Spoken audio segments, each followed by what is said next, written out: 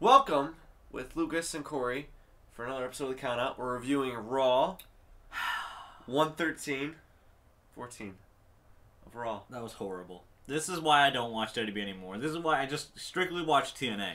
This show was awful. Now, I'll be honest, I didn't watch the whole show. But from what I watched, I saw mediocre wrestling, confusing storytelling, and just overall lack of continuity. It was horrible. Especially that ending, but we'll get to that when we get to it. Yes, so I wrote some notes. My first note was haven't watched Raw in a while, so yeah, I think this is the first time I've watched Raw in like 2 months. Yeah, I really don't know what's going on. All I know is that Brian Wyatt joined the Wyatt. Daniel Bryan joined the Wyatt family. And what do you say? I haven't seen it for a while. Yeah. Now wait, when did he join the family? Like 3 weeks ago, but we'll get to that later. Okay. So, the first match started off with Russo. Uso. Sorry, I write down Uso, but it corrected me and said Russo, so now I'm confused. I haven't watched Raw in a while. Well, I'm sure you didn't actually think that Vince... Wait, how do you pronounce it? Russo? Corey pronounces that Russo. I'm pretty sure it's Russo, but whatever. Okay, whatever. Anyway, so Usos versus Bray Wyatt and Daniel Bryan. And I'm guessing I don't know, it was decent, the first match. I thought it was... I don't get what the big thing about Daniel Bryan is. It was an okay match. Yeah, no, it was okay. It was a decent match. It was okay. But it was a Raw match. I'm assuming it's setting up a feud between the two teams. Well, the Usos, I guess, won by DQ. It was an okay match. That's all I gotta say about that. And then, so... I'm guessing, now obviously I don't really watch Raw, but I'm guessing Wyatt attacks Daniel Bryan if he does bad in the match. So if he does bad, he's like, no.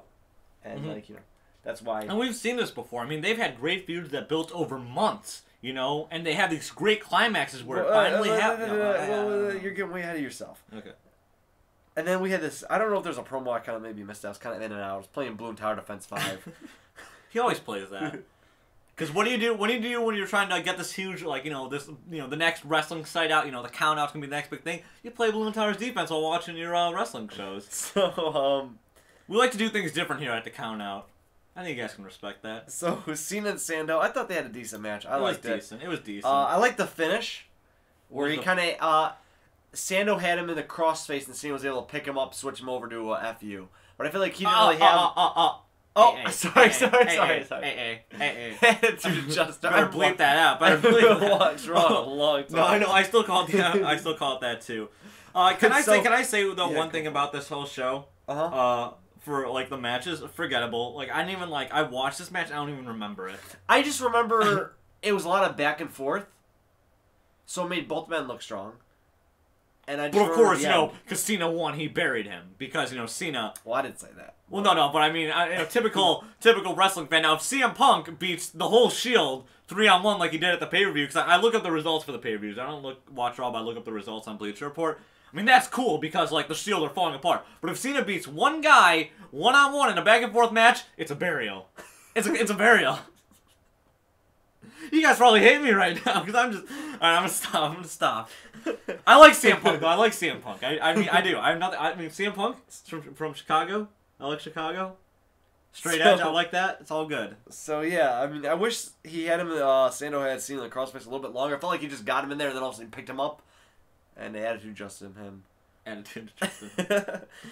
they talk about WWE Network, but I already talked about that. It looks cool. If you want to know my thing, it looks cool. I don't know if WWE is going to make any money from it. It seems like that's a really low price, but hey, I'm not complaining. So, the GM suggests that hey, we should have a steel cage match, but Kane's like, no, we should have a steel cage match with me having the key. And it'll be a locked door. And I'm like, so I don't get it. No, it's symbolic for Kane controlling, and I don't know. Normally, I'm not even gonna take the effort to go on this analysis. Normally, the door's locked already, but the referee has it, and I guess the referee can open it. I don't know. So pretty much, I think what the whole point was Kane saying you can't escape from the door. So yeah, that's a big stipulation change right there. Which is really stupid. He made it such a big deal too. He's like, which means I'll have the key and they can't escape from the door. It was just stupid. Big Show match. Big Show had a match with Jack Swagger. It was really short. I don't even know. I think I blinked and then it was over. But the mustache guy came over and was looking at Swagger. His name is Zeb Coulter. Yeah. And so Big Show all of a sudden started like swinging his arm like in a circle, like he was gonna do like a super punch and like punch him out of the building. That reminds me of something like you'd see in backyard baseball, like when they throw the thing, like Pete Wheeler or something. It was just stupid. And I was like, what is he doing? Then he stopped. He didn't even punch him. He just stopped, looked at him, talked a little bit, then punched him. So he did punch him, though. Well, yeah, but I mean, I don't know. Unless he like held the punch, like he was aiming it up like Dunk Kong in Super Smash Bros. He was That's getting what I was ready. thinking about. That's He what I was was thinking powering about, it up. And then he was like, all right, Hold boom. Oh, and he goes flying. Did Zeb Coulter even do anything to anger Big Show? I think he was just checking on Jack Swagger, and then Big Show's just like, well, screw you. Yeah, that's pretty much how it went down. Yeah, well, I mean, hey, you know, it's all good. All right, let's see what happens Okay, next. so then what I have next is the Road Dogg match. I believe that happened next. Oh, And yeah, that was awesome. Awesome. Awesome seeing Road Dogg again. I didn't watch Billy Gunn, I mean, that, but Billy Dogg's alright. But I mean, Billy Dog? Billy Gunn, whatever. Road Dogg has the best like introducing the New Age Outlaws. It's just he is so good at it because he's the only one that introduces the New Age. What are you talking All about? right, I'm just saying. All right, I mean he's really good. I love just his introduction. Okay, so anyway, But the whole story here was that even though CM Punk beat all three of this men on his own, with the New Age Outlaws, he can't beat them. Well, the New Age Outlaws left halfway through the match. They went to tag him, and what I'm guessing, my theory is, and this is just a theory, that the New Age Outlaws left Punk because Triple H said, hey, I want Punk to be buried by the Shield, so you got to leave. Even though he buried the Shield.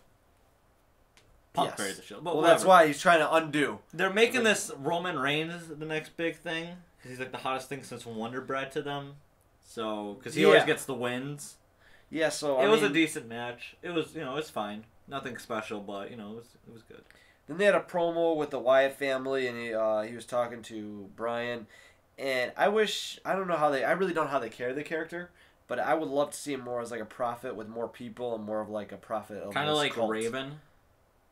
He kind of reminds me of Raven. Yeah, kind of. Yeah, and Raven was awesome. Yeah, I mean, I don't know. I like the idea. I think of the idea that he's like he's this prophet of this cult.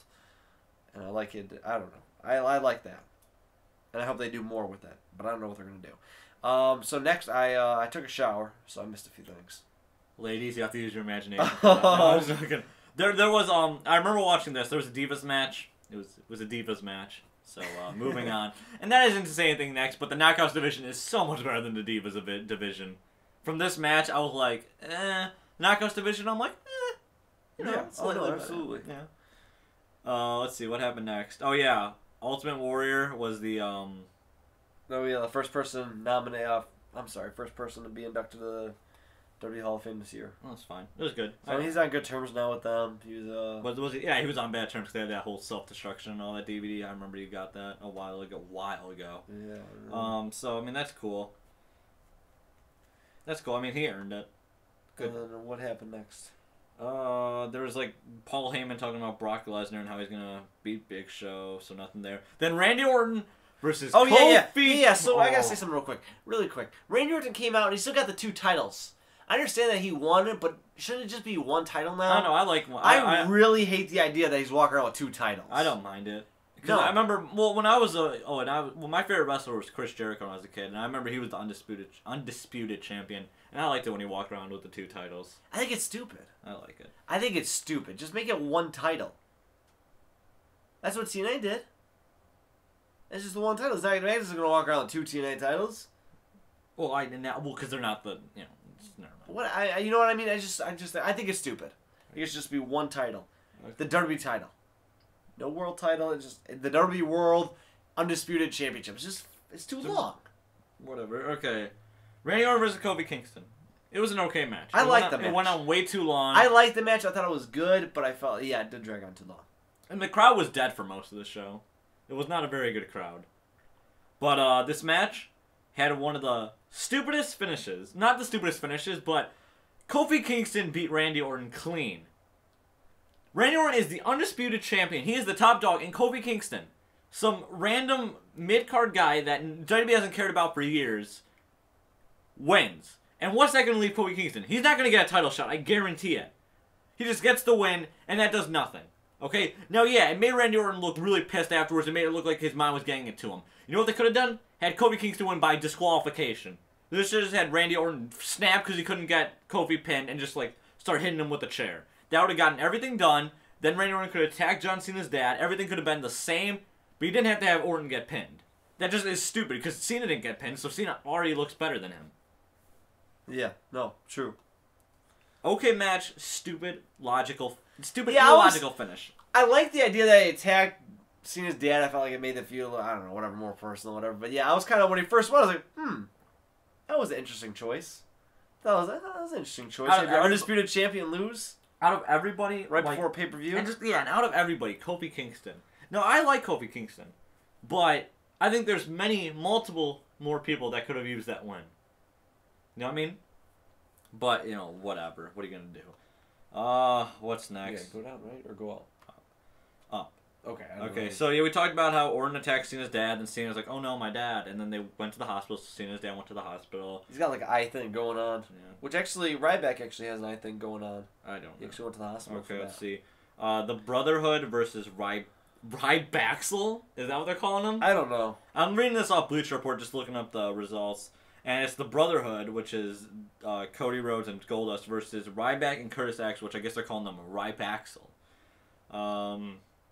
I don't remember this match. No, I do. It was all right. I mean, it was all right. Short.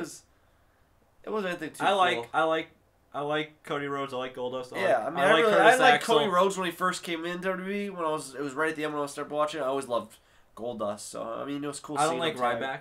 I don't really like Ryback. From what I've seen, I'm not a huge fan of Ryback. People were chanting Goldberg. Well, I mean, obviously. Again. But, I heard that it kind of faded down. But the thing is that Goldberg actually won. Ryback doesn't seem to ever win. So, moving on. Okay, I guess Rey Mysterio had a match. Oh, yeah, against Alberto Del Rio. He said he's going to win the Royal Rumble again this year. He did it before. He's going to do it again, which he's not. You heard it here first, folks. It was a good match, though. I mean, they had some pretty cool stuff going on. Yeah, I didn't watch this match. I liked it. I had to take a break from my sanity. Mysterio and Del Rio, I think they had a good match. Probably the best match of the night. Ooh, yeah, you're right. Look at that. We're looking at this and they have a picture of Ryback's eye. You should really look it up, guys. It's pretty intense. All right, so then CM Punk is told that he's gonna be the Royal Rumble, and then Kane's like, "Well, I have a problem with you," and so now they might have a feud.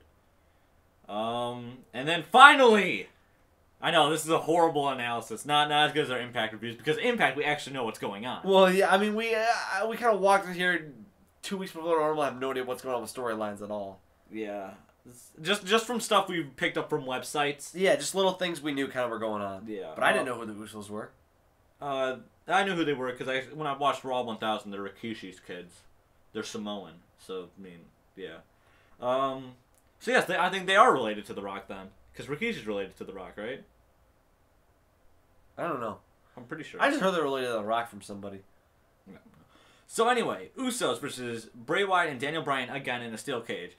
It was a decent cage match. It wasn't bad. It wasn't bad. Daniel Bryan did such a bad job. Yeah, he was so bad. And like, he was kicking the guy, and it just looked like he's like, okay, no, I don't know. People are going to try to defend Daniel Bryan and say he carried the whole match like they always do, because Daniel Bryan can never have a bad match, right? So I got to go on a little rant here.